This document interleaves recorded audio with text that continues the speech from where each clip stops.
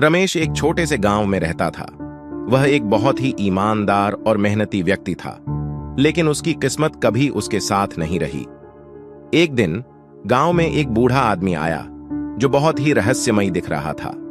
उसके पास एक पोटली थी जिसे वह बहुत संभाल कर रखता था। रमेश ने उसकी मदद की और उसे अपने घर पर ठहराया। बूढ़ा आदमी रमेश की दयालुता से प्रभावित हुआ। उसने रमेश को अपनी पोटली में से एक पेंटिंग दी और कहा, यह पेंटिंग जादुई है, लेकिन इसका उपयोग सोच समझ कर करना। रमेश ने पेंटिंग को बड़े ध्यान से देखा। वह पेंटिंग साधारण नहीं लग रही थी।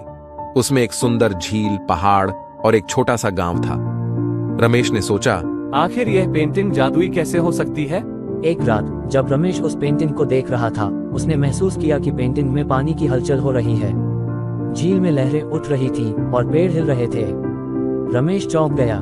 उसने तुरंत पेंटिंग को पास से देखा और उसकी आंखें फटी की फटी रह गईं। वह पेंटिंग धीरे धीरे जीवंत हो रही थी। पेंटिंग में झील से एक नाव बाहर आई और रमेश के सामने आ गई। रमेश डर गया, लेकिन उत्सुकता से भरा हुआ था। उसने नाव में कदम रखा और पाया कि वह पेंटिंग के अंदर जा चुका था। पेंटिंग के अंदर का संसार अद्भुत था। रमेश ने वहां बहुत सारे रहस्यमयी जीव देखे। वहां के लोग रमेश का स्वागत बड़े प्यार से कर रहे थे।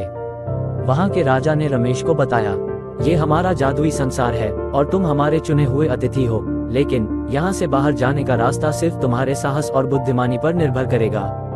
रमेश को ये समझ में आ गया कि उसे इस पेंटिंग से बाहर निकलने के लिए कुछ खास करना होगा।